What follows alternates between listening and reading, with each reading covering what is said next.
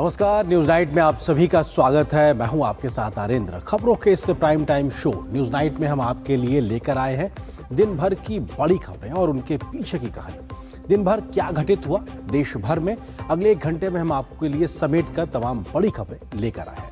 News night में आज की पहली बड़ी खबर है बंगाल की सियासी रण। बंगाल में पहले दौर के मतदान के बाद अब जोर आजमाइश दूसरे दौर की 142 सीटों पर देखने को मिल रही है, जहां धुआंधार प्रचार जारी है।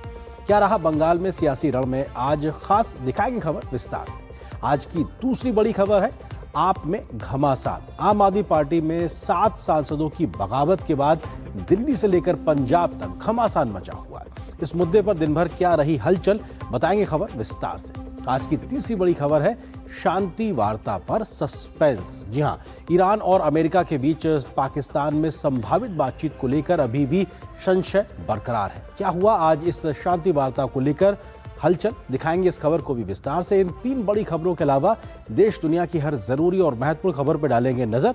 शुरुआत हेडलाइंस के साथ।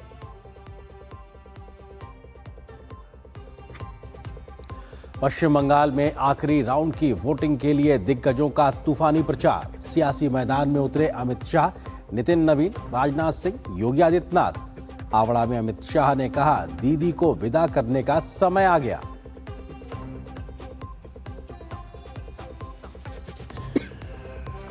सत्ता की कुर्सी बचाने के लिए ममता बनर्जी प्रचार में बहा रही खूब पसीना। डोर टू डोर जनता से मिल रही दीदी।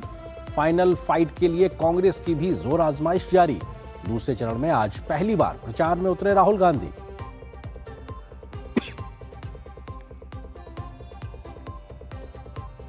आम आदमी पार्टी के सांसदों के बीजेपी में शामिल होने पर राजनीति के केंद्र बिंदु में फिर आए केजरीवाल। दिल्ली में भाजपा ने की घेराबंदी, जनता को धोखा देने का लगाया आरोप। आपने कहा बीजेपी ने पंजाब को दिया धोखा।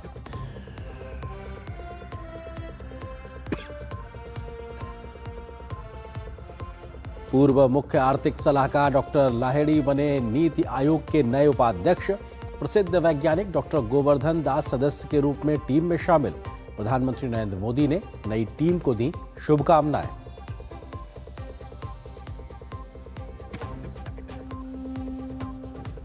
और शांति बहाली के लिए चल रही मध्यस्थता को लेकर पाक प्रधानमंत्री से मिले ईरान के विदेश मंत्री, लेकिन अमेरिका से नहीं होगी सीधी बात। अमेरिका के वार्ताकारों के पाकिस्तान पहुंचने की संभावना।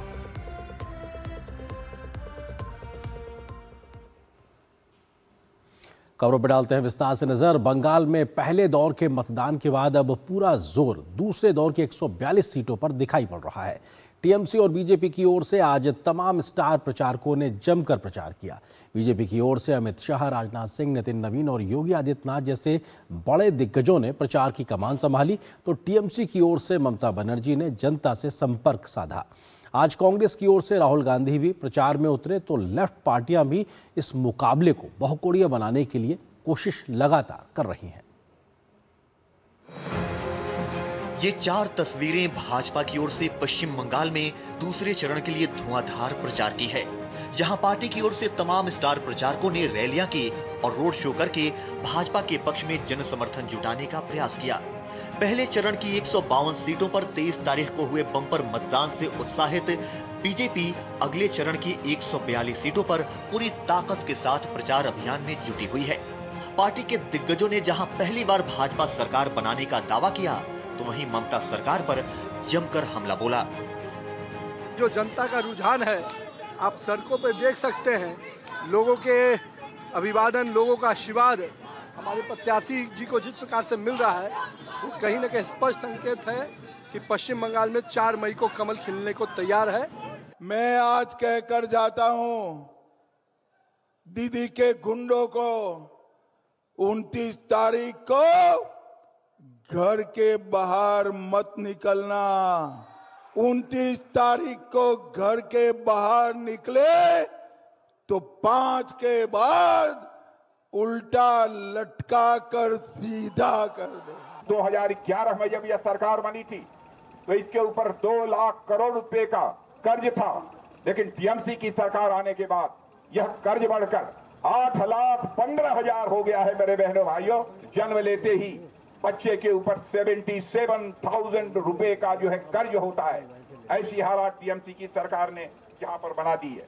एक समय भारत के सनातन की पहचान बनने वाला नवद्वीप आज उस बंगाल के सामने स्वयं पहचान का संकट खड़ा हुआ है। बंगाल के अंदर पिछले 15 वर्षों में टेरर की प्रतीक बनी हुई, माफिया राज की प्रतीक बनी हुई, करप्शन की प्रतीक बनी हुई टीएमसी की सरकार। केंद्रीय गृह मंत्री अमित शाह ने शनिवार को बंगाल में 2 चुनावी रैलियां की तो 2 रोड शो करके बंगाल की जनता के साथ सीधा संपर्क स्थापित किया। हावड़ा और कोलकाता दक्षिण में रोड शो करके कई विधानसभा क्षेत्रों को कवर किया। उधर रक्षा मंत्री राजनाथ सिंह ने भी गोघाट और सोनारकपुर उत्तर में 2 रोड शो करके बंगाल में भाजपा की सियासी जमीन को विस्तार दिया। पार्टी अध्यक्ष नितिन नवीन, यूपी के सीएम योगी आदित्यनाथ, असम के मुख्यमंत्री हिमंता बिस्वा शर्मा, बंगाल में नेता प्रतिपक्ष शुभेंदु अधिकारी सहित तमाम स्टार प्रचारकों ने दूसरे दौर की सीटों पर जमकर प्रचार किया। दूसरी तरफ पहले दौर के आधार पर जीत का दावा कर रही ममता बनर्जी ने भी शनिवार को डोर टू डोर कैंपेन किया और बीजेपी पर जोरदार हमला बोला। इस बीच टीएमसी के तमाम नेताओं ने रैलियां और रोड शो करके जनता का समर्थन मांगा। उधर बंगाल में अपनी खोई जमीन तलाश रही कांग्रेस की ओर से राहुल गांधी बंगाल में प्रचार करने पहुंचे तो टीएमसी बीजेपी पर हमलावर नजर आए। पूछिए आप कैसे खड़े होकर मीटिंग में कह रहे हैं कि झुला दिया जाएगा? आप हिंसा की बात कर रहे हैं। बंगाल में किसी को रोजगार चाहिए तो फिर कोई ना कोई रिश्तेदारी टीएमसी में होनी पड़ेगी, नहीं तो नहीं मिलने वाला। वो पूरा का पूरा काम टीएमसी के गुंडों के लिए, टीएमसी के लोगों के लिए करती है और जनता को कोई भी मदद नहीं करती। Trinamool huge vote, huge seat से जीत रहा है, इसीलिए वो डिसबैलेंस्ड होके ये सब आउट ऑफ डिप्रेशन ये सब बोल रहा है। जहां कांग्रेस और टीएमसी बीजेपी पर हमलावर है तो वहीं भाजपा लगातार कांग्रेस टीएमसी को तुष्टीकरण के मुद्दे पर घेर रही है और घुसपैठियों पर सख्ती के साथ सोनार बांग्ला बनाने का दावा कर रही है। अब देखना होगा कि बंगाल की जनता किसके दावों पर भरोसा जताती है। पहले दौर में करीब 93% मतदान के बाद अब सबकी निगाहें दूसरे चरण की वोटिंग पर लगी है कि क्या इस बार बंगाल एक नया इतिहास लिखने जा रहा है। Bureau report, DD news. तो वही बंगाल चुनाव में भाजपा के तमाम स्टार प्रचारक इस समय दूसरे दौर में मतदान के लिए जमकर प्रचार कर रहे हैं। बीजेपी के अध्यक्ष नितिन नवीन भी इस समय बंगाल में धुआंधार प्रचार में लगे हुए हैं। हुगली में रोड शो के दौरान भाजपा अध्यक्ष से हमारी संवाददाता रीमा पाराशर ने खास बातचीत की।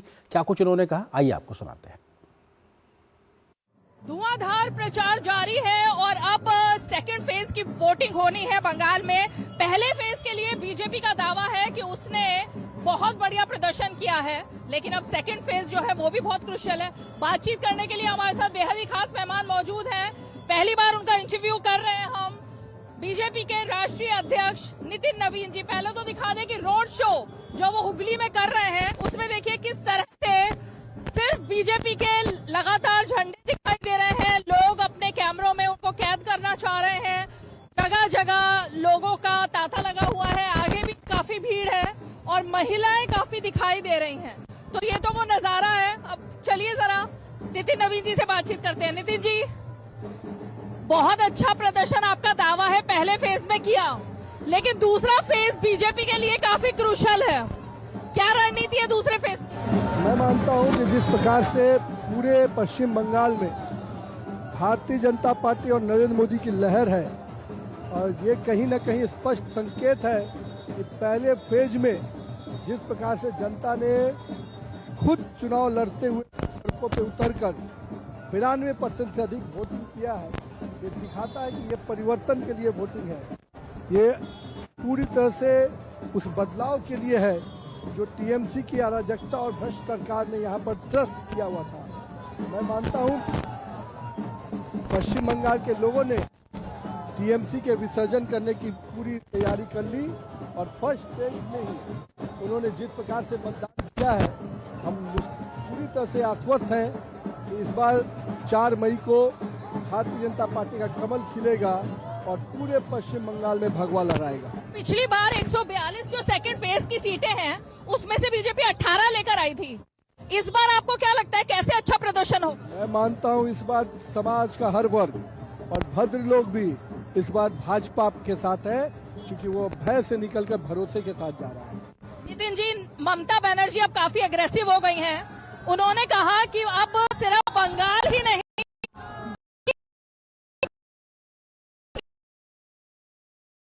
पूरी खाई प्रधानमंत्री, मैं दिल्ली में भेलपुरी खिलाऊंगी।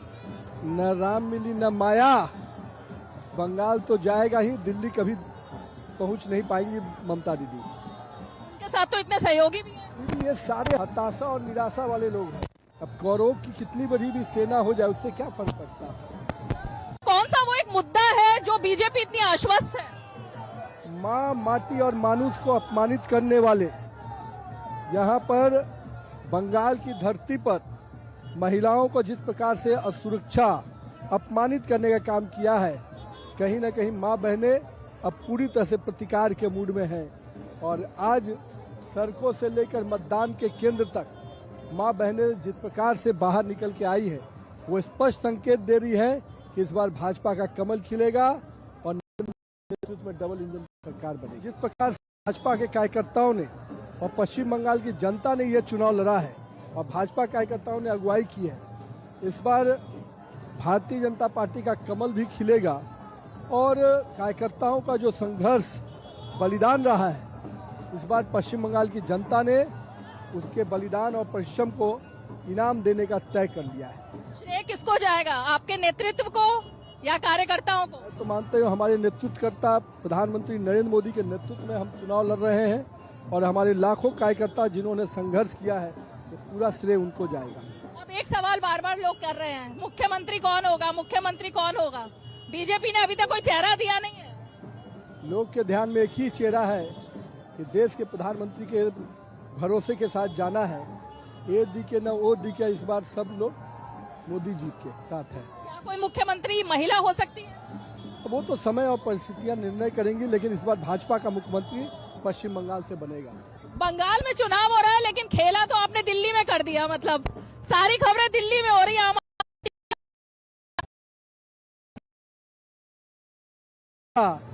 ही अक्षम और भ्रष्ट हो जाए, उसके साथ कौन लोग कितना देर रह पाएगा? केजरीवाल जी का फर्जीवाड़ा कितने दिन चलेगा? और फर्जीवाड़े वाले लोग लंबे समय तक राजनीति में नहीं रह पाते। चलिए, बहुत बहुत शुक्रिया नितिन जमीर जी, जो कि डीडी न्यूज से खास बातचीत कर रहे थे। अब उन्होंने कहा है कि भाई मुख्यमंत्री कौन होगा ये तो तय होगा, लेकिन ये जरूर तय है कि सरकार बीजेपी की बनने वाली है। कैमरा पर्सन संदीप के साथ रीमा पराशर, पश्चिम बंगाल, हुगली से। तो वहीं पश्चिम बंगाल में विधानसभा चुनाव के दूसरे चरण के लिए प्रचार जोरों पर है। सभी राजनीतिक दल चुनावी रण में हैं और अपनी अपनी जीत का दावा कर रहे हैं। इसी कड़ी में वरिष्ठ भाजपा नेता राजनाथ सिंह ने बंगाल के दक्षिण 24 परगना के सोनारपुर में आज रोड शो किया। इस दौरान उन्होंने ममता सरकार पर जमकर निशाना साधा और राज्य में भाजपा सरकार बनाने का दावा किया। देखिए डीडी न्यूज संवाददाता रविंद्र कुमार के साथ राजनाथ सिंह की यह खास बातचीत।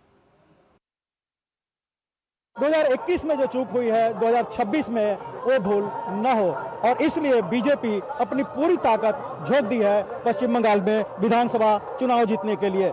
रक्षा मंत्री राजनाथ सिंह दर्जनों रोड शो कर चुके हैं, दर्जनों रैलियां भी की हैं।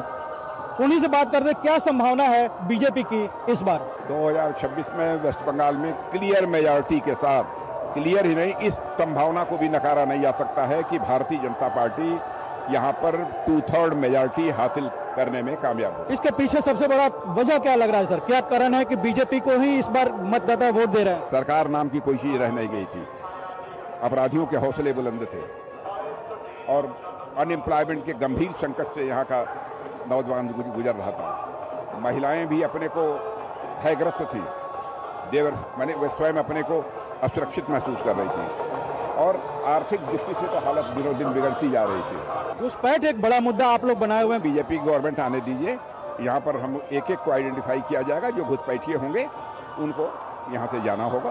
टीएमसी तो कह रही है कि बीजेपी जो ख्वाब देख रही है ये पूरा नहीं होने वाला है। अब ममता दीदी समझ चुकी है कि अब मैं जा रही हूँ और बीजेपी आ रही है। जैसा माहौल मुझे वेस्ट बंगाल में देखने को मिला था, इस संभावना को भी नकारा नहीं जा सकता है कि भारतीय जनता पार्टी को यहाँ 2/3 मेजॉरिटी हासिल हो जाए। जब 2011 में चुनाव हुआ था वेस्ट बंगाल में, तो उस समय 84% पोलिंग होने का परिणाम यह था कि लंबे समय से चली आ रही वामपंथियों की सरकार चली गई और टीएमसी की सरकार आई। इस बार तो वह भी सीमा क्रॉस कर गई है पोल परसेंटेज के मामले में, मोर देन अप्रॉक्सीमेटली 93%। अब तो यह बात तय है ये एग्जिस्टिंग और बीजेपी की सरकार बन गई। पहली बार ऐसा दिख रहा है कि इतना वायलेंस नहीं हुआ है, चुनाव एक तरह से हिंसा मुक्त हुआ है इस बार। पहली बार एक भी हिंसा की घटना नहीं होने पाई है। हिम्मत नहीं है टीएमसी के लोगों की यहाँ पर बूथ कैप्चर करने की कोशिश कर सके। हौसले पस्त हैं और कॉन्फिडेंट यदि हैं तो जनता ने जो प्यार दिया है, जनता ने विश्वास जो दिया है, उसके आधार पर कॉन्फिडेंट है। Ravindra Kumar, DD news, Sonarpura, Bengal. तो वहीं पश्चिम बंगाल के चुनाव प्रचार के आखिरी राउंड की लड़ाई में दिग्गजों ने पूरा जोर लगा रखा है। एक ओर जहां भाजपा सत्ता की कुर्सी पर कब्जा जमाने की पसीना बहा रही है, तो दूसरी ओर ममता बनर्जी अपने तिलिस्म को बचाने की लड़ाई लड़ रही हैं। साथ ही कांग्रेस भी कसरत में लगी हुई है। सभी पार्टियों के जीत के अपने अपने दावे हैं। पहले चरण में हुई बम्पर वोटिंग के बाद सभी दल इसे अपने लिए समर्थन में बता रहे हैं, तो कई जानकार इस ऐतिहासिक मतदान प्रतिशत को बंगाल की सियासत में एक बड़े सियासी बदलाव का संकेत और संदेश मान रहे हैं। पश्चिम बंगाल में पहले राउंड की वोटिंग के बाद जीत के दावों की जंग शुरू हो गई है। बम्पर वोटिंग को देखते हुए सभी दल जीत के अपने अपने दावे कर रहे हैं। आज कोलकाता में असम के मुख्यमंत्री हेमंता बिस्वा शर्मा ने रोड शो किया और दावा किया कि बंगाल की जनता इस बार सोनार बांग्ला बनाने के लिए वोट कर रही है। इस बार बीजेपी बम्पर वोट से जीत हासिल करने जा रही है। डर में लोग वोट नहीं देते हैं। जब लोग परिवर्तन करना चाहते हैं तभी लोग वोट देते हैं। एसआईआर का दबाव क्यों होगा? लोग तो परिवर्तन के लिए वोट देता है, सोनार बांग्ला बनाने के लिए वोट दिया है। और जो हमारे समाज का लोग है, ये लोग परिवर्तन के लिए वोट दिए हैं। दूसरी तरफ टीएमसी भी दावों में पीछे नहीं है। टीएमसी नेता कुणाल घोष ने कहा, पहले चरण में ही भाजपा की कमर टूट गई है। राज्य में टीएमसी की चौथी बार सरकार आने वाली है। पूरा भाजपा, वो उसका जो फ्यूचर है, भाजपा का लोग, बंगाल का लीडर्स, वो तो अनसर्टेन हो गया है। Trinamool huge vote, huge seat से जीत रहे हैं, इसीलिए वो डिसबैलेंस्ड होके ये सब आउट ऑफ डिप्रेशन ये सब बोल रहा है। ये थोड़ा 2-4 दिन के लिए उसका जो वर्कर्स है उसको अभी वोकल टॉनिक देने के लिए ये सब डिसबैलेंस स्टेटमेंट दे रहा है। वहीं टीएमसी के विधायक बासरन विश्वास ने पार्टी से अलग दावा किया है। बायसन का कहना है कि इस बार मुर्शिदाबाद में टीएमसी 4 सीटों पर हार रही है। विश्वास का मानना है कि वे सागर दीघी, जंगीपुर और शमशेरगंज में हार रहे हैं। राज्य में अगले फेज के मतदान के लिए चुनाव आयोग की तैयारियां जोरों पर है। राज्य के मुख्य निर्वाचन अधिकारी मनोज अग्रवाल ने कहा कि दूसरे चरण में पहले चरण के मतदान के मुकाबले अधिक सुरक्षा बलों की तैनाती की गई है। 36 किलोमीटर ओपन बॉर्डर पर सुरक्षा सुनिश्चित की जा रही है और पूरी चेकिंग व इंतजाम किए गए हैं। स्वतंत्र, निष्पक्ष और शांतिपूर्ण चुनाव होगा। हम लोग एकदम रेडी है। पूरी मशीनरी रेडी है। 40,000 बूथ में अभी इलेक्शन होगा। हमारे बीएलओ से लेके एआरओ से लेके आरओ से लेके ओसी से लेके पुलिस से लेके पीडब्ल्यूडी से लेके जितने डिपार्टमेंट हैं इलेक्शन से इन्वॉल्व है, सब एकदम तत्पर है, एकदम रेडी है। पश्चिम बंगाल में 29 अप्रैल को दूसरे फेज के लिए मतदान होना है। जिस तरह जनता ने पहले फेज में बम्पर वोटिंग की है, उसे देखकर ऐसा लग रहा है कि दूसरे चरण में भी मतदाताओं का जोश हाई रहेगा। रिकॉर्ड तोड़ मतदान से सभी पार्टियां जीत का दावा कर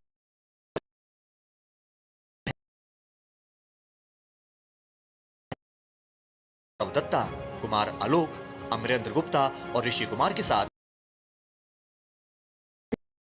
ग्राम बंगाल में बढ़ा सियासी घमासान, क्योंकि किससे डॉक्टर निखिल प्रसून है, प्रवक्ता भारतीय जनता पार्टी के। इसके अलावा सोफिया खान जी हैं, टीएमसी समर्थक, राजनीतिक विश्लेषक हैं, वरिष्ठ पत्रकार अभिजीत देव हैं। आप तीनों को बहुत बहुत स्वागत है। सोफिया जी, शुरुआत आपसे, क्योंकि बीजेपी लगातार ये दावा कर रही है कि आपको वो परिवर्तन के नाम से हटाएंगे और पहली बार बीजेपी वहां पे सरकार लाएगी। आज डबल सेंचुरी को लेकर भी दावा किया गया कि अब 200 से ज्यादा सीटें बीजेपी जीतने वाली है। मुश्किलें आप लोगों के लिए है क्या? नमस्कार, आदाब आप सभी को। देखिए, ये तो उसी तरीके का दावा है जो 2021 में भी किया था गया था कि अब की बार 200 पार, लेकिन वो लोग 77 में आके सिमट गए थे। उसी प्रकार 2024 में भी इनके 18 से 12 सांसद हो गए। तो मुझे लगता है ये जो दावे हैं बिल्कुल खोखले हैं। 400 पार का नारा इन लोगों ने सांसद चुनाव में भी लगाया था, लेकिन देखिए ये हल्ला बोल करने से कोई भी चुनाव नहीं जीत जाता। एक नैरेटिव सेट कर देने से कुछ भी नहीं होता। जहां तक बात ये कह रहे हैं कि प्रतिशत बढ़ा है, तो मैं कुछ आंकड़े आपके सामने रखना चाहूंगी दर्शकों को। देखिए कुल वोटर्स जो थे पिछले 2021 में वो 3,68,00,000 थे, 3,68,00,000 थे। और इस बार जो वोटर है वो है 3,33,00,000, क्योंकि SIR के माध्यम से जो पहले चरण वाले जो वोटर्स थे वो कटे थे। तो प्रतिशत के हिसाब से भले आंकड़े बढ़े हों, प्रतिशत परसेंटेज बढ़े हों, लेकिन हम अगर रियल वोटर्स की बात करें जिन्होंने वोटिंग किया है, उसके हिसाब से वो आंकड़े नहीं बढ़े हैं। तो अगर देखा जाए, देखिए अगर थोड़े बहुत बढ़े भी होंगे तो इसका एक मुख्य कारण है कि जो लोग दूसरे अन्य राज्यों में रहते हैं, जाहिर सी बात है SIR को लेकर जितना भय लोगों के मन में डाला गया, SIR के लिए भी लोग जो है दूसरे राज्यों से आए उनके हियरिंग्स के लिए, तो ऑब्वियसली वोटिंग के लिए भी आ ही सकते हैं, आए भी होंगे। और तो जितने भी लोग आए हैं, आपका विश्वास है कि वो मतदान आपके पक्ष में ही हुआ है, मतलब TMC को गया है वो बढ़ा हुआ मत प्रतिशत? जी, ये मैं उस आधार पर नहीं कह रही हूँ।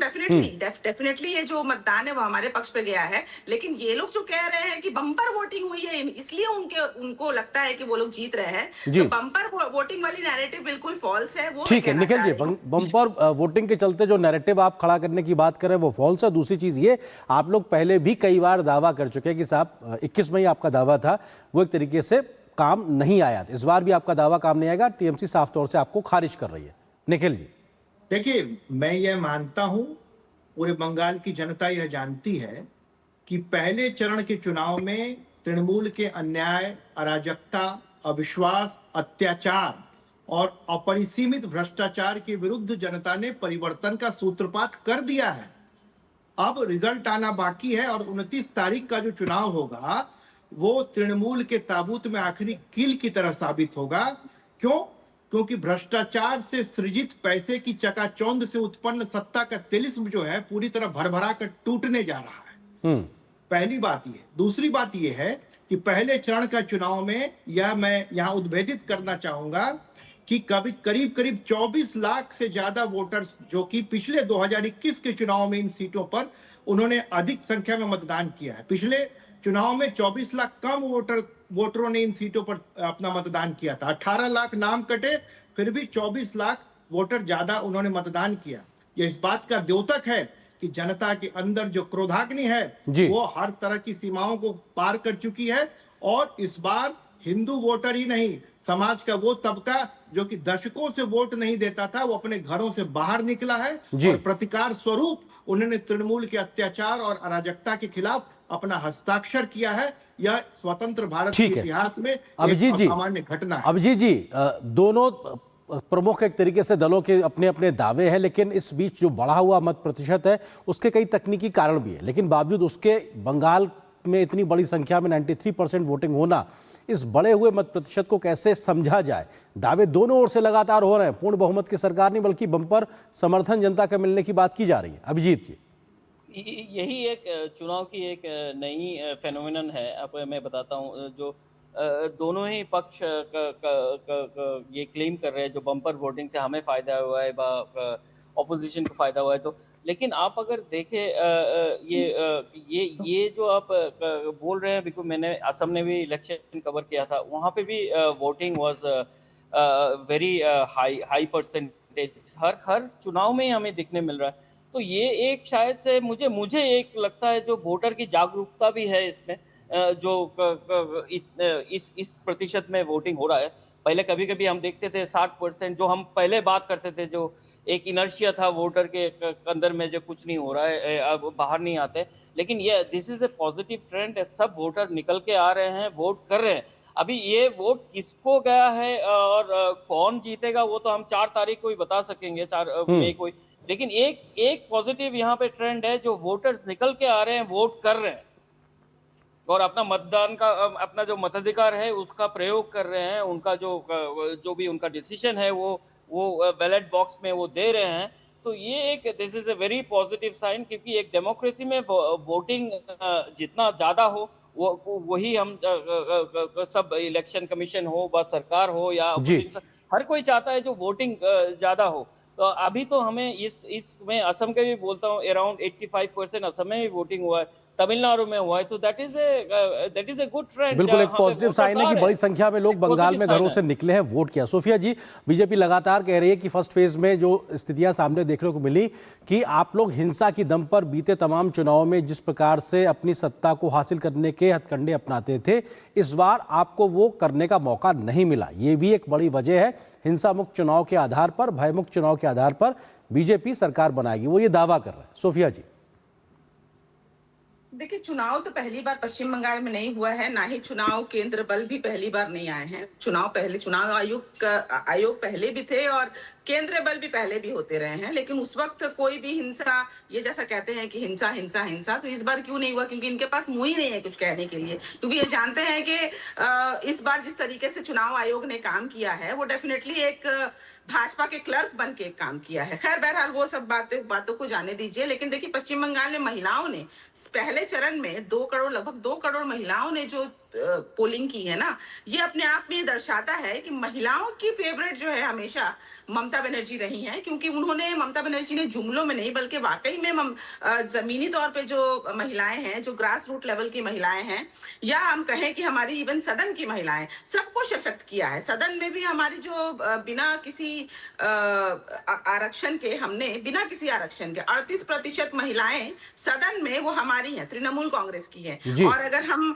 आम महिलाओं की बात करें, सोफिया जी, आप जो महिलाओं के समर्थन की बात कर रही हैं, उसी के कार्ड के लिए बीजेपी ने आरजीकर की पीड़िता की माता को प्रत्याशी के तौर पर उतारा और ये जताने की कोशिश की है कि महिला सुरक्षा कितना बड़ा मसला है बंगाल में। वो आप पे आरोप लगाते हैं।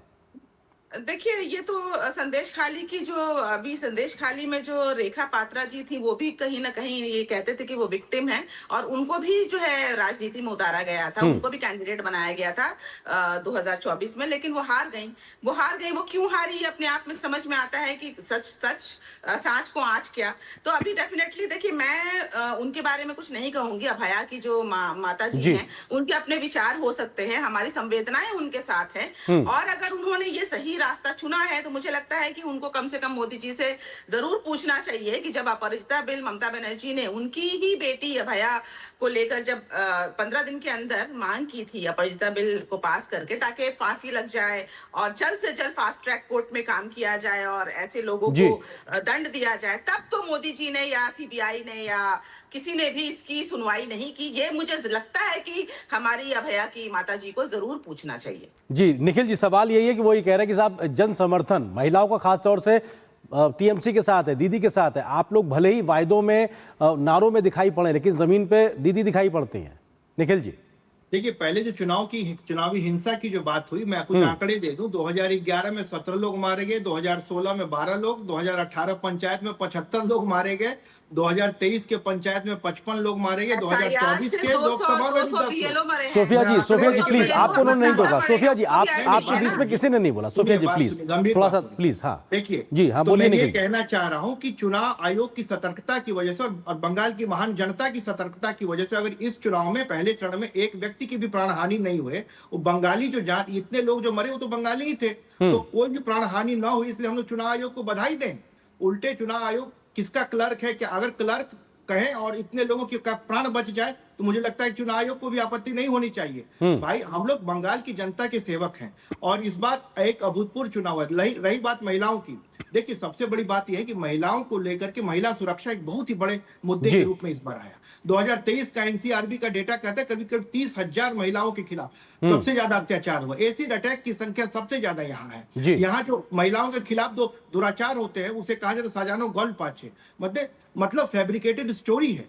यहाँ पार्क स्ट्रीट रेप केस हुआ, यहाँ आरजी कर की घटना ने इसकी अणुगुंज समूचे विश्व में सुनाई दिया, समूचे विश्व में इस सरकार के खिलाफ प्रदर्शन हुआ और पूरे देश का नाक कटवाया इस सरकार ने। अभिजीत जी, सवाल यह है कि क्या मौजूदा चुनाव में महिला सुरक्षा एक बहुत बड़ा मुद्दा है और बंगाल की आधी आबादी का समर्थन किस ओर जाता दिखाई पड़ रहा है, किस ओर झुकता दिखाई पड़ रहा है? ठीक है निखिल जी, इस मुद्दे को आगे बढ़ाते हैं अभिजीत जी के साथ में। ठीक, अभिजीत जी, महिला सुरक्षा का मुद्दा। मैं बताता हूँ, जो रियल इश्यूज थे, 15 साल से तृणमूल की सरकार थी यहाँ पे है 3 टर्म, और ये जो एंटी इनकम्बेंसी का एक फैक्टर था वो शायद से कहीं पे गायब हो गया। और अभी मुद्दे आप देखिए, इलेक्शन में घुसपैठियों को लेके मुद्दा उठा, फिर जो आरजीकर का इशू आप बोल रहे थे, जब कोलकाता में इसको लेके काफी बवाल हुआ, लेकिन जी इलेक्शन में ये काफी लेट आया। वो मैं बोलता हूँ, जो 2-3 चीजें हैं जो मुझे लग रहा है ये इलेक्शन में, अभी कौन जीतेगा कौन हारेगा मैं बोल नहीं सकता हूँ, लेकिन जो मुद्दे फॉरफ्रंट में रहने चाहिए थे वो पीछे चले गए। जैसे कोई भी गवर्नमेंट अगर 3 टर्म के लिए है, एक एंटी इनकम से इनको होगा, ये नॉर्मल प्रोसेस है इलेक्शन माने गवर्नेंस का, लेकिन ये सब मुद्दे सामने नहीं आए। सामने आया मच्छी कौन खाएगा, और फिर उसके बाद आया अगर ये सब बात पहले आया, तो मुझे ये लग रहा है जो रियल मुद्दे थे वो कहीं पीछे छूट गए हैं, और इलेक्शन अभी अभी सेकंड फेज में इस लेवल पे आ गया है जहां से बीजेपी भी बोले और तृणमूल भी बोले, तो एक फीस्ट फाइट जैसा हो रहा है। बिल्कुल, अब ये देखना दिलचस्प होगा कि दूसरे दौर में भी वोटिंग का परसेंटेज कितना होता है और 4 तारीख को नतीजे किसके हक में जाते हैं, किसकी सरकार बनती। फिलहाल वक्त इतना ही है। आप तीनों मेहमानों का बहुत शुक्रिया हमारे साथ जुड़ने के लिए, वक्त साझा करने के लिए शुक्रिया। और यहाँ पर एक छोटे से ब्रेक के लिए रुकते हैं। ब्रेक उस पार जब वापस आएंगे तो आपको खबर दिखाएंगे कि आम आदमी पार्टी में बगावत के आखिर मायने क्या है। इस खबर पर विस्तार से नजर छोटे से ब्रेक के बाद।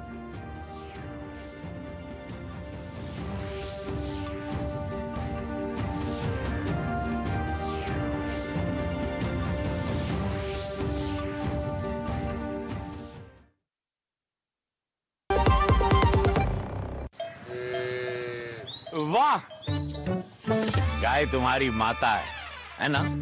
तो पशुहार के नाम पर जहर क्यों खिलाता है? अनसन हटा, दिल से खिला, सिर्फ कपिला, देश का नंबर 1 पशु आहार। बढ़ता है, खेलता है, झूलता उछलता है, दौड़ता कभी कभी दौड़ कराता है, आगे आगे बढ़ता है इंडिया, अमूल दूध पीता है इंडिया। जब धरती चीर कर निकलता है लोहे का पत्थर और मिलता है मोंगिया के जोश से, फिर तपता है, पिघलता है और बनता है फौलाद। अब होता है सरिया सारी खूबियों के साथ। मोंगिया स्टील, मजबूत देश का मजबूत सरिया। चाबी, दुकान की चाबी, पापा बाइक की, और घर की चाबी, ऊपर से केवाईसी पेपर्स। हर बैंक के लिए अलग अलग, कहाँ सबके लिए एक चाबी होती? एक चाबी है, CKYC ID। बैंक आपके KYC रिकॉर्ड CKYC रजिस्ट्री में अपलोड करता है, जिससे आपको मिलेगा एक यूनिक 14 डिजिट CKYC ID। ये सारे बैंक और फाइनेंशियल इंस्टीट्यूशंस में वैलिड है, यानी एक जगह KYC अपडेट तो सब जगह अपडेट। RBI कहता है KYC सुरक्षित बैंकिंग की ओर पहला कदम।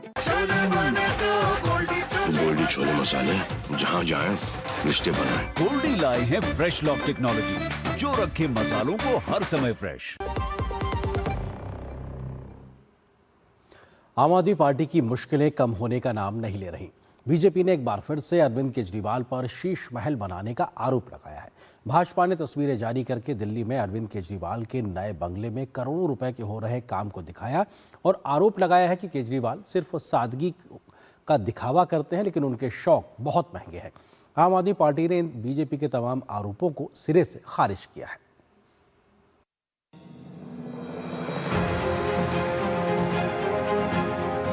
बीजेपी ने शनिवार को दिल्ली के पूर्व सीएम और आम आदमी पार्टी प्रमुख अरविंद केजरीवाल पर फिर से आलीशान बंगला बनाने का आरोप लगाया है। भाजपा ने तस्वीरें जारी कर अरविंद केजरीवाल पर फिर से दिल्ली में शीश महल पार्ट 2 बनाने का आरोप लगाते हुए कहा कि अरविंद केजरीवाल अपने दिल्ली के नए बंगले पर करोड़ों रुपए खर्च करके बहुत कीमती सामान लगा रहे हैं। अरविंद केजरीवाल 24 अप्रैल को दिल्ली के इस नए सरकारी आवास में शिफ्ट हुए हैं।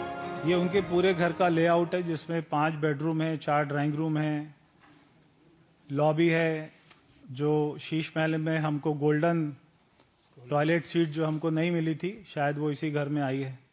जितना दिमाग उन्होंने पूरे एक एक कमरे में कारपेट कौन सा होना चाहिए, पत्थर कौन सा होना चाहिए, लाइट कौन सी होनी चाहिए, पेंटिंग कौन सी लगनी चाहिए, कलर क्या होना चाहिए, ये सब में लगाया होगा। अगर इतना दिमाग वो अगर दिल्ली की जनता में लगा देते, दिल्ली के कामों में लगा देते, इतना समय भी लगा देते, तो शायद आज उनके कार्यकर्ता उनकी पार्टी को नहीं छोड़ के जा रहे होते। हालांकि आप प्रवक्ता प्रियंका कक्कड़ ने बीजेपी पर जवाबी हमला करते हुए कहा कि बीजेपी शीश महल के नाम पर लोगों को गुमराह कर रही है, क्योंकि उनके पास अब कोई मुद्दा नहीं बचा है। वहीं भाजपा सांसद बांसुरी स्वराज ने कहा कि जनता अब केजरीवाल की सच्चाई जान चुकी है कि कैसे कोविड में जरूरत के समय वो टैक्स पेयर्स का पैसा अपना आलीशान शीश महल बनाने में लगा रहे थे। सांसद बांसुरी स्वराज जी ने ये पिंटरेस्ट पे लगी हुई पिक्चर्स जो इंटरनेट पे फ्रीली अवेलेबल है, इनके पास मुद्दों की इतनी कमी हो गई कि इंटरनेट से ये पिक्चर्स डाउनलोड करके अरविंद केजरीवाल जी के नाम को बदनाम करने की एक बार फिर से एक सोची समझी गंदी साजिश भाजपा कर रही है। केजरीवाल जी से मैं पूछना चाहती हूं कि आप जो हैं, आप वो एक आवरण क्यों धारण करते हैं? जो सच्चाई है वो लोगों के सामने पेश करिए ना। ये केवल और केवल भ्रम करने का एक उपकरण है। असलियत में हम सब जान गए हैं कि कोविड के समय जब दिल्ली की जनता को अपने मुख्यमंत्री केजरीवाल जी की सबसे ज्यादा जरूरत थी, तब वो दिल्ली के टैक्स पेयर्स का पैसा अपना आलीशान शीश महल बनाने में लगे हुए थे। केजरीवाल 2015 से 2024 तक दिल्ली के सीएम रहने के दौरान 6 फ्लैगस्टाफ रोड के बंगले में रहे। भाजपा का आरोप है कि केजरीवाल ने इसे शीश महल बनाया था। इसे आलीशान बनाने के लिए करोड़ों रुपए खर्च किए। नियंत्रक एवं महालेखा परीक्षक की रिपोर्ट में भी खुलासा हुआ था कि रेनोवेशन पर तय अनुमान से करीब 342% ज्यादा खर्च किया गया था। ब्यूरो इनपुट्स के साथ धीरज कुमार और सुयश शर्मा की रिपोर्ट, डीडी न्यूज। तो वहीं आम आदमी पार्टी में राघव चड्ढा सहित 7 सांसदों की बगावत के बाद दिल्ली से लेकर पंजाब तक सियासत गरमाई हुई है। लंबे समय से बागी सुर अपनाए हुए आम आदमी पार्टी की सांसद स्वाति मालीवाल ने भी आज आम आदमी पार्टी छोड़ने का ऐलान किया और बीजेपी ज्वाइन करने की बात कही है। इस बीच आम आदमी पार्टी ने इस घटनाक्रम के लिए बीजेपी को जिम्मेदार ठहराया, तो भाजपा ने अरविंद केजरीवाल और उनके काम करने के तरीके पर सवाल खड़े किए हैं। आम आदमी पार्टी का कारवां बढ़ने के साथ ही संस्थापक सदस्यों के बिखरने का दौर भी शुरू हो गया था, लेकिन शुक्रवार को आपके 7 सांसदों ने आपको छोड़कर पार्टी के भीतरी कलह को एक बार फिर सबके सामने ला दिया। अब आरोप प्रत्यारोप का दौर शुरू हो गया है। भाजपा सांसद बांसुरी स्वराज ने अरविंद केजरीवाल और आम आदमी पार्टी पर निशाना साधते हुए कहा कि अन्ना आंदोलन से उपजी आपने अन्ना और पार्टी संस्थापक से ही विश्वासघात किया। ऐसे में इस दल के राजनीतिक मूल्य सवालों के घेरे में है। अन्ना आंदोलन की उपज थे, लेकिन बाद में इन्होंने माननीय अन्ना जी के साथ ही धोखाधड़ी कर दी। इनके जितने भी संस्थापक थे, आज इनके साथ एक भी साथ नहीं चल रहा है। इन्होंने अपने बहुत घनिष्ठ मित्रों के साथ ही विश्वासघात कर दिया। आपसे नाता तोड़ने वाले राज्यसभा सांसद राघव चड्ढा ने कहा कि जो व्यक्ति आपसे जुड़ा था वो या तो आप छोड़ चुका है या छोड़ रहा है। तो वहीं राज्यसभा सांसद स्वाति मालीवाल ने आप में रहते हुए उन पर हुए जुल्मों को याद करते हुए केजरीवाल पर झूठ, भ्रष्टाचार और गुंडागर्दी के आरोप लगाए।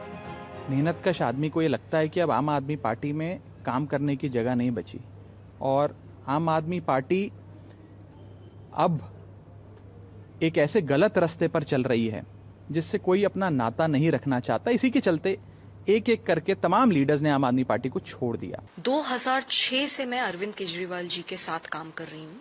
अपना घर छोड़ा, 7 साल झुग्गियों में रही, नौकरी छोड़ी और हर आंदोलन में मैंने उनका बढ़ चढ़ के साथ दिया। लेकिन अरविंद केजरीवाल जी ने अपने घर पे अपने गुंडे से मुझे बेरहमी से पिटवाया। आम आदमी पार्टी और अरविंद केजरीवाल पूरे देश में झूठ, भ्रष्टाचार और गुंडागर्दी के लिए जाने जा रहे हैं। आम आदमी पार्टी सांसद संजय सिंह ने पार्टी सांसदों के नाता तोड़ने को गैर कानूनी और संसदीय नियमों के विपरीत बता रहे हैं। तो वहीं कांग्रेस नेता संदीप दीक्षित ने आम आदमी पार्टी को आईना दिखाते हुए तंज कसते हुए कहा कि जब आम आदमी पार्टी दूसरी पार्टी के लोगों को अपनी पार्टी में लेती है तब इन्हें धोखा क्यों नहीं दिखता। आम आदमी पार्टी के राज्यसभा के 7 सांसद तोड़कर भारतीय जनता पार्टी में शामिल किया। भारतीय जनता पार्टी ने तोड़ने और उनके काम को बाधित करने का काम किया है। जब आम आदमी पार्टी दूसरे पार्टी के लोगों को अपनी पार्टी में ले लेती है तब इनको धोखा क्यों नहीं दिखता? ये भी तो बताएं ना। आम आदमी पार्टी में अपना तो कोई है नहीं, सब तो किसी न किसी पार्टी से लिए हुए हैं। दिल्ली में सत्ता गंवाने के बाद आपके लिए पंजाब अब बड़ा सहारा है, लेकिन पार्टी की इस टूट का असर वहां की सरकार पर कितना पड़ता है ये तो वक्त ही बताएगा। ब्यूरो इनपुट के साथ धीरज कुमार की रिपोर्ट, डीडी न्यूज। और यहाँ पर एक और छोटे से ब्रेक के लिए रुकते हैं। ब्रेक के उस पार जब वापस आएंगे तो खबर दिखाएंगे कि नीति आयोग की नई टीम का हुआ है गठन। कौन कौन से हैं प्रमुख नाम, इसको बताएंगे विस्तार से छोटे से ब्रेक के बाद।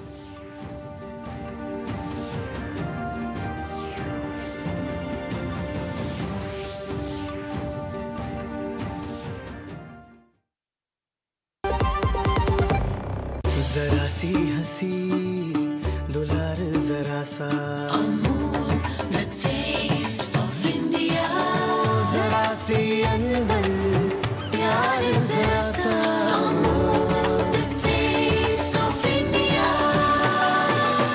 यही तो अमूल है स्वाद इंडिया का, यही तो अमूल है टेस्ट ऑफ इंडिया।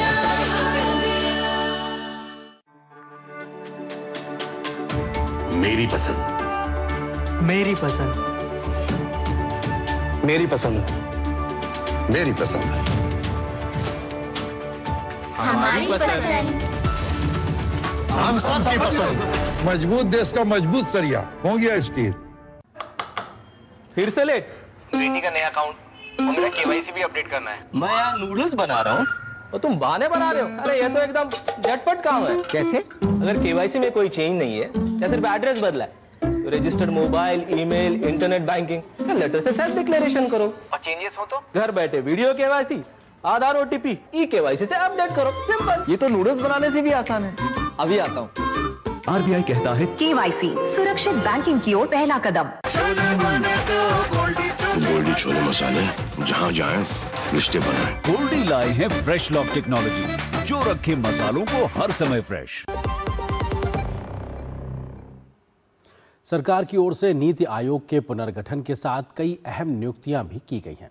प्रधानमंत्री नरेंद्र मोदी ने अशोक कुमार लाहिड़ी को वाइस चेयरमैन बनाए जाने पर शुभकामनाएं दी। इसके साथ ही Rajiv Gauba, professor K V. Raju, professor Govardhan Das, professor Abhay Karandikar और डॉक्टर एम श्रीनिवास को फुल टाइम नीति आयोग में मेंबर बनाए जाने पर भी पीएम मोदी ने शुभकामनाएं दी हैं।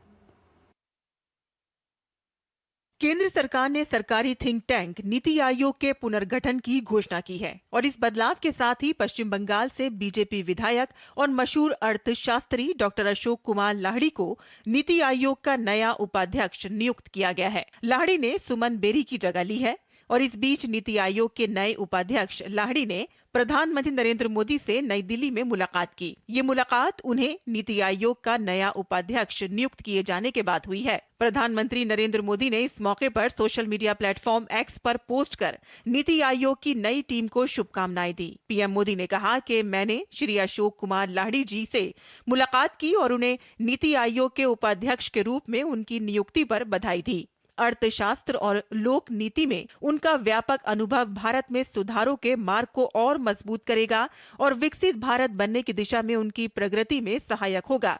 मुझे विश्वास है कि उनके प्रयासों से हमारे देश की नीति निर्माण प्रक्रिया और भी गतिशील होगी। उनके सफल कार्यकाल के लिए मेरी शुभकामनाएं। मैं बहुत आभारी हूं कि उन्होंने मेरे ऊपर ये दायभार सौंपने की सिद्धांत लिया। ये सिर्फ मेरे लिए एक स्वीकृति नहीं है, ये बंगाल की जो सांस्कृतिक और शिक्षा की जो परंपरा है और अर्थनीति, अर्थशास्त्र अर्थात इकोनॉमिक्स का जो ट्रेडिशन है उसकी भी एक रिकग्निशन है। नीति आयोग के लिए तीन जो बहुत इम्पोर्टेंट चीज़ है, एक है नीति, एक है निष्ठा और है नियत, दी मेंटल एटीट्यूड। ये तीन अगर रहेगा तो मुझे तो लगता है बहुत कुछ हम कर सकते। मोदी जी कहे हैं कि 2047 तक विकसित भारत, समृद्ध भारत की सपना दिखाई है। वो करने के लिए हमें बहुत कुछ करना पड़ेगा। तो नीति आयोग में भी अब देखना है कि नीति आयोग हम कैसे सरकार की मदद कर सकते हैं, सिर्फ केंद्र सरकार की नहीं, राज्य सरकार की भी। आपको बता दें कि अशोक कुमार लाहिड़ी देश के सबसे अनुभवी और वरिष्ठ अर्थशास्त्रियों में गिने जाते हैं। उनका करियर 4 दशक से भी ज्यादा लंबा रहा है, जिसमें उन्होंने आर्थिक नीतियों और प्रशासन के कई अहम मोर्चों पर काम किया है। लाहिड़ी ने सरकार और अंतर्राष्ट्रीय संस्थाओं में भी महत्वपूर्ण जिम्मेदारियां संभाली हैं। वे भारत सरकार के चीफ इकोनॉमिक एडवाइजर रह चुके हैं। Bureau report, DD news. और यहाँ पर एक और छोटे से ब्रेक के लिए रुकते हैं। एक प्रकार से पीएम जय अब गरीबों की जय बन गई है। देश हो रहा है आयुष्मान,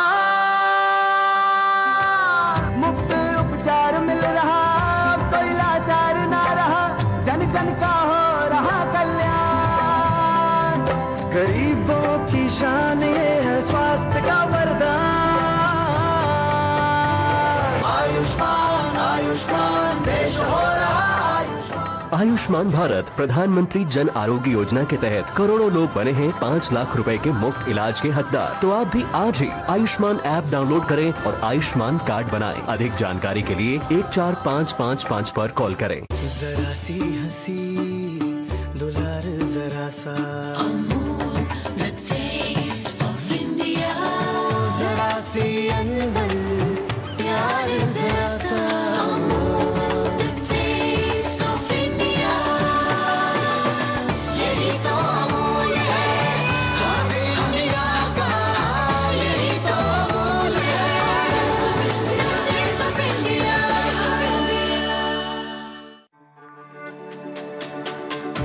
मेरी पसंद, मेरी पसंद,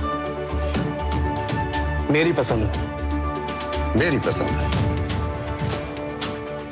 हमारी पसंद, हम सबकी पसंद। मजबूत देश का मजबूत सरिया हो गया स्टील। गोल्डी छोले मसाले जहाँ जाए रिश्ते बनाए। गोल्डी लाए हैं फ्रेश लॉक टेक्नोलॉजी, जो रखे मसालों को हर समय फ्रेश।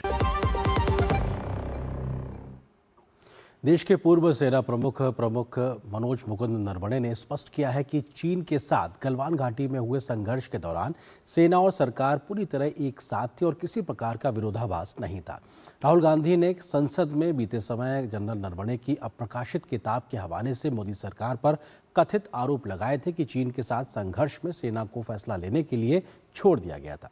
जनरल नरवणे ने अपने एक इंटरव्यू में स्पष्ट किया है कि चीन को भारत की 1 इंच जमीन भी कब्जाने नहीं दी गई है और भारत के सेना के सख्त रुख के बाद पीएलए यानी कि चीन की जो सेना है उसे पीछे हटना ही पड़ा। भारत चीन सीमा को लेकर लंबे समय से राजनीतिक बहस चलती रही है। एक तरफ विपक्ष सरकार पर यह आरोप लगाता रहा है कि चीन ने भारतीय क्षेत्र में घुसपैठ की और इस सच्चाई को छिपाया गया। अब देश के पूर्व थल सेना प्रमुख जनरल मनोज मुकुंद नरवणे के बयान ने इस पूरे मुद्दे पर एक स्पष्ट और मजबूत जवाब पेश किया है। एक इंटरव्यू में उन्होंने साफ शब्दों में कहा कि भारतीय सेना की सख्त और रणनीतिक कार्रवाई के चलते ही चीन की सेना पीएलए को पीछे हटने पर मजबूर होना पड़ा। पूर्व सेना प्रमुख ने सवाल उठाने वालों को भी दो टूक जवाब देते हुए कहा कि अगर दुश्मन को पीछे हटने पर मजबूर करना जीत नहीं है तो फिर जीत की परिभाषा क्या होगी। जब कभी कोई कार्रवाई होती है वो हमेशा एक होल ऑफ नेशन एफर्ट होता है, सिर्फ एक कोई ब्रांच या ऑर्गेनाइजेशन का नहीं होता। क्योंकि हम एकजुट होकर हमने ये कार्रवाई की है, इसलिए हम सक्षम हो पाए, कामयाब हो पाए। पीएलए को वापस जाना पड़ा। जो सारे टीवी स्क्रीन पर आ रहा था कि वो अपने बंकर तोड़ रहे हैं, ऐसे कभी नहीं हुआ कि चीन जो है पीछे हटा है। तो हमने मजबूर किया उनको पीछे हटने पे। तो ये जीत नहीं है तो क्या है। जनरल नरवणे की पुस्तक की एक लाइन जो उचित समझो वो करो पर काफी विवाद हुआ था, जिसे लेकर उन्होंने साफ किया है कि फौज को ऑपरेशन के दौरान पूरी छूट दी जाती है और इसे उसी नजरिए से देखा जाना चाहिए। जहाँ तक वो सवाल आता है कि क्या कार्रवाई करनी चाहिए, उसमें तो पूरी छूट दी जाती है फौज को। और जो छूट दी जाती है उसका मतलब यही है कि गवर्नमेंट का अपने फौज के ऊपर पूरा भरोसा है। तो इसको उस नज़रिए से देखना चाहिए। अब हमेशा चीज़ों को गलत या जैसे कहते हैं ग्लास हाफ एम्प्टी, अगर आप हमेशा ग्लास हाफ एम्प्टी को ही देखना चाहते हो तो उसका जो है वो कोई समाधान नहीं है। जनरल नरवणे ने ऑपरेशन सिंदूर का जिक्र करते हुए बताया कि अब भारत की रणनीति पहले से ज्यादा आक्रामक और निर्णायक हो गई है। पहले जहां सिर्फ आतंकवादी ठिकानों को ही निशाना बनाया जाता था, तो वहीं अब इस ऑपरेशन में आतंक के नेतृत्व को भी सीधा निशाना बनाया गया। ये बदलाव इस बात का संकेत है कि भारत अब केवल जवाब नहीं देता, उसके घर में घुसकर जवाब देने की क्षमता और इच्छा शक्ति दोनों रखता है। इस बार हमने ये जानबूझकर फैसला लिया कि ना सिर्फ हम टेररिस्ट कैंप को अटैक करेंगे जो कि एलसी में है, पीओके में, लेकिन इनकी जो लीडरशिप है, जिनको जहाँ से इनको फाइनेंशियल सपोर्ट मिल रहा है, वो हेडक्वार्टर को भी हम टारगेट करेंगे। रक्षा मंत्री जी ने कहा था कि हम घुस कर मारेंगे जहाँ पर भी हो, और मेरे ख्याल से ये बहुत बड़ा सबक उनको मिला है। जनरल नरवणे के बयान से संदेश साफ है कि यदि कोई देश भारत के खिलाफ साजिश करेगा या सीमा पर तनाव बढ़ाएगा तो उसे इसके गंभीर परिणाम भुगतने होंगे। इस बदलती हुई रणनीति ने न सिर्फ पाकिस्तान को बल्कि चीन को भी एक स्पष्ट संदेश दिया है कि भारत अपनी संप्रभुता के साथ किसी भी तरह का समझौता नहीं करेगा। सीमा पर चीन को पीछे हटने पर मजबूर करना और आतंक के खिलाफ आक्रामक रुख अपनाना इस ओर इशारा करता है कि भारत अब सिर्फ रक्षात्मक नहीं बल्कि निर्णायक और प्रभावी रणनीति के साथ आगे बढ़ रहा है। Bureau report, TD news. और यहाँ पर एक और छोटे से ब्रेक के लिए रुकते हैं। ब्रेक के उस पार जब वापस आएंगे तो खबर दिखाएंगे कि क्या शांति वार्ता पर बनेगी बात, क्या है खबर, विस्तार से नजर छोटे से ब्रेक के बाद।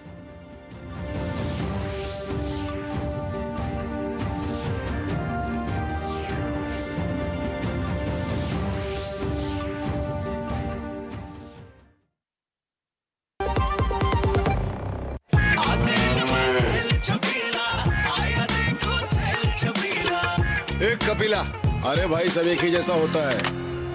ये लो साधारण पशु आहार।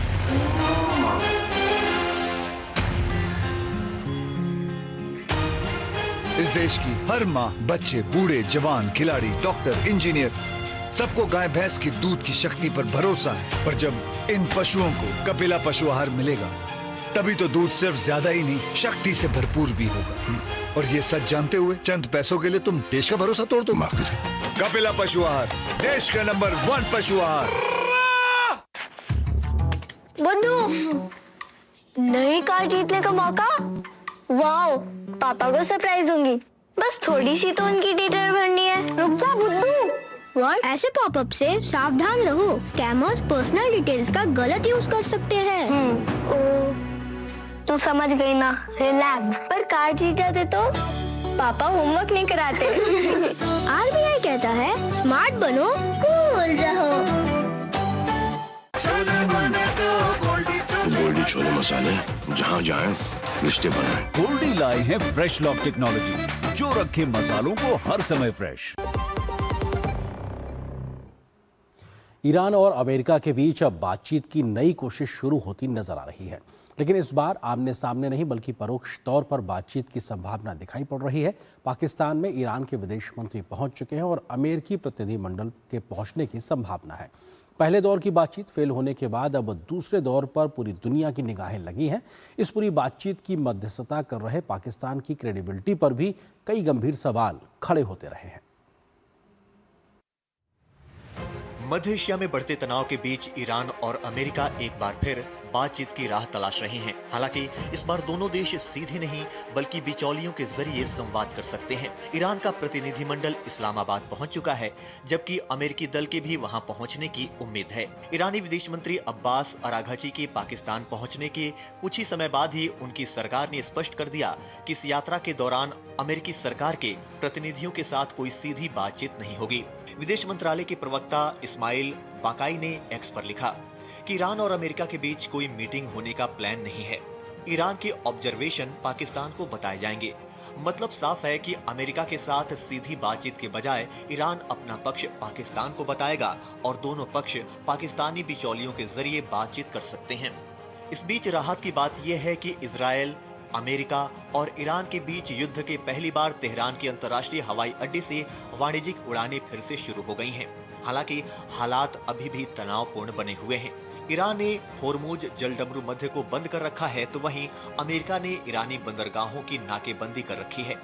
अमेरिका और ईरान ने हमला कर एक दूसरे के जहाजों पर कब्जा कर लिया है। यानी एक तरफ बातचीत की कोशिशें तो दूसरी तरफ बढ़ता टकराव। पहले दौर की बातचीत फेल होने के बाद अब दूसरे दौर पर पूरी दुनिया की निगाहें लगी हुई हैं। बातचीत की मध्यस्थता कर रहे पाकिस्तान की क्रेडिबिलिटी पर भी कई गंभीर सवाल खड़े हो रहे हैं। अब देखना ये होगा कि क्या ये परोक्ष वार्ता तनाव को कम कर पाएगी या हालात और जटिल होंगे। Bureau report, DD news. तो इस खबर के साथ न्यूज नाइट के आज के इस अंक में बस इतना ही। मुझे और मेरी पूरी टीम को दीजिए अनुमति। नमस्कार।